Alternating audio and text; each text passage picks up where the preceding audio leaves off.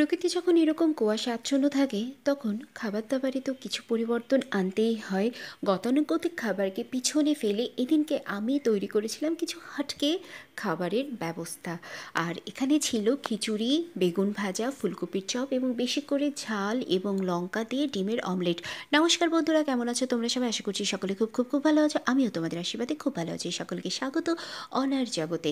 আমাদের বাড়িতে যেমন নিরামিষ প্রথা আছে আর প্রতিনিয়তই নিরামিষ করতে হয়, আজকে আমি তোমাদের সাথে শেয়ার করব নিরামিষ একটি খিচুড়ির রেসিপি, তাও একদম মশলা ছাড়া। দেখতেই পাচ্ছো এখানে আলু নুন হলুদ দিয়ে আমি ভেজে নিয়েছি, আর এখন ফুলকপিটাও হালকা করে ভেজে নেব। আর ভেজে নেওয়া তেলেই দিয়ে দেব গোটা সাদা জিরে, তেজপাতা, গরম মশলা এবং ভালো করে ধুয়ে রাখা চাল এবং ডাল।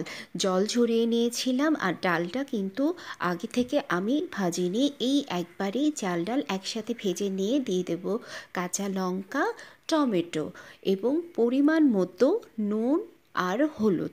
নুন দিয়েছিলাম এখানে 2 চা চামচ এবং হলুদ দিয়েছিলাম 1.5 চা চামচ। ভালো করে সব কিছু উপকরণ আর চাল ডাল একসাথে মিশিয়ে নেব।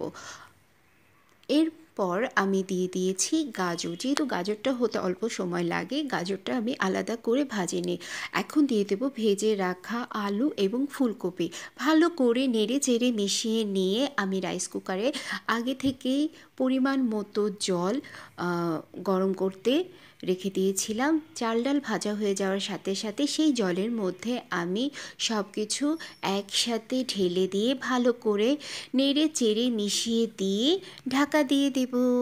এখন এদিকে খিচুড়ি হতে থাকুক, আর ওদিকে আমি তৈরি করে নেব ফুলকপির জন্য ব্যাটার।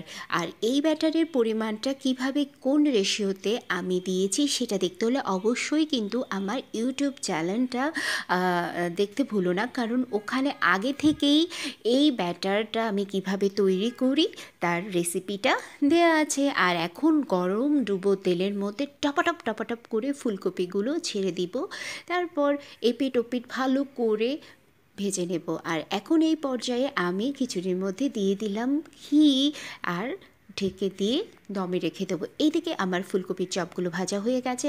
এখন দিয়ে দেব বেগুন গরম তেলে। বেগুনটা ভাজা হয়ে যাবার পর তুলে নিয়ে এখন আমি তৈরি করে নেব হচ্ছে আমার সবথেকে প্রিয় একটি খাবার, সেটা হচ্ছে ডিমের অমলেট।